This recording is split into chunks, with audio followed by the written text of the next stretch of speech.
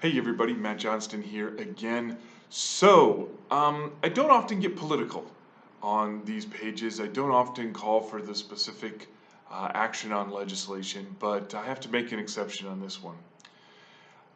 If you are not a Maryland employer or a Maryland small business, or you don't do business in the state of Maryland, you may be able to ignore this post, but if you're not, please listen forward.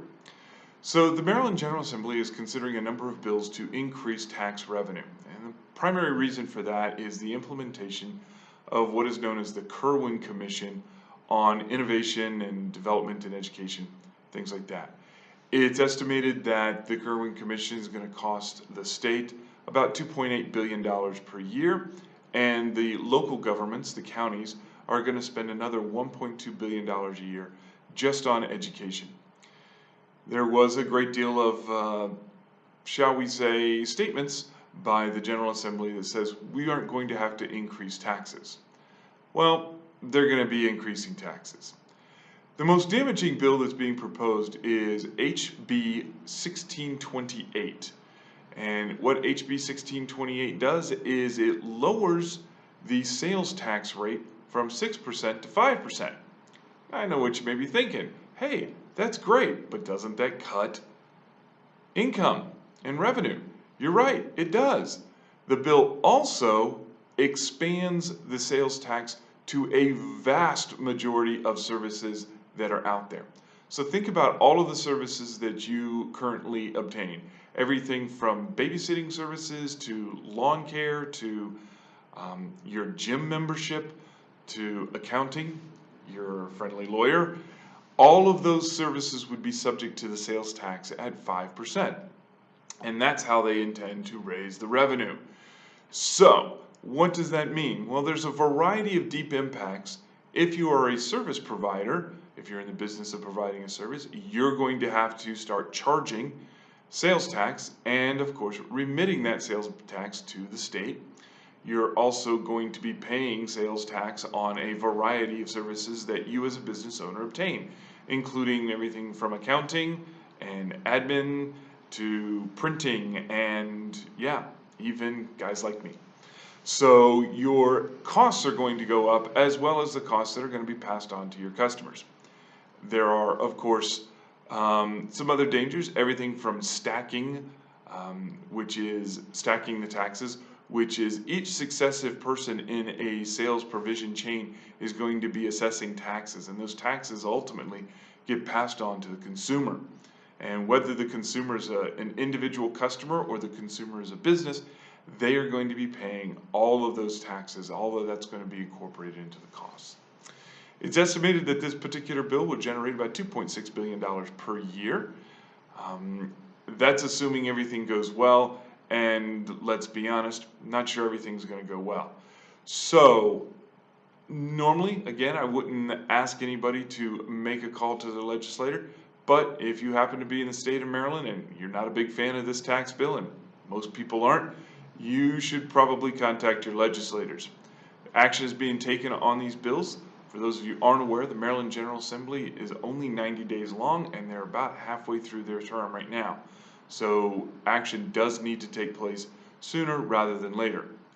I do anticipate the governor vetoing this bill, perhaps even vetoing the budget that's going to be supplied by this bill.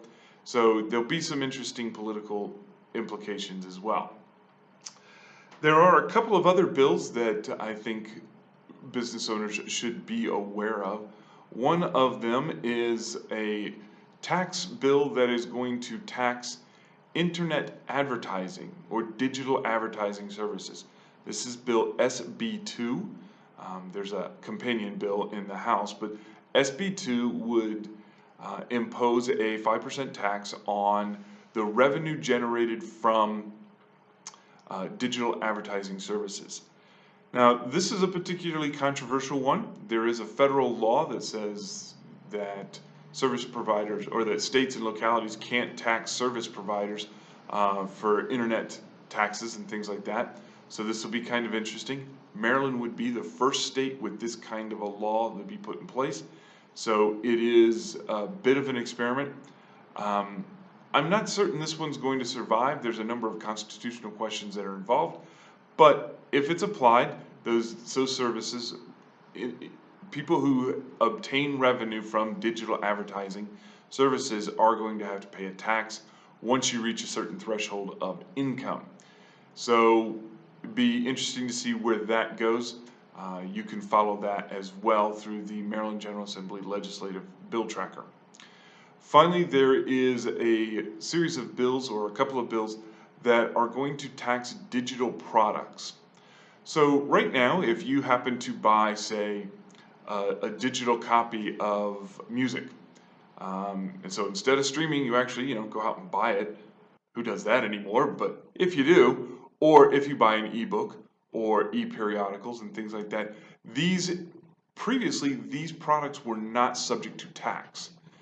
There was no sales tax that was imposed on them. There's a Supreme Court case a couple years back, that sort of hinted at that maybe this is okay. And so a number of states are starting to pursue this. So these digital products, an ebook, a video recording, say a movie that you downloaded and saved and bought, um, all of those would be subject to sales tax. And the providers of those would have to collect the sales tax from you, the consumer, and then remit that back to the state. So this is an additional change in the law. Not quite sure what the income implications for that are, but it is one of these many bills that are being proposed that are going to have some tax implications for small businesses. If you have any questions about these things, you can give us a call. You could also, I recommend you contact your legislators. You can also follow action on these bills through the Maryland Chamber of Commerce and other services. So if you're interested, let us know. In the meantime, sorry about getting political, but in this case, I kind of had to get political. Talk to y'all later. Bye-bye.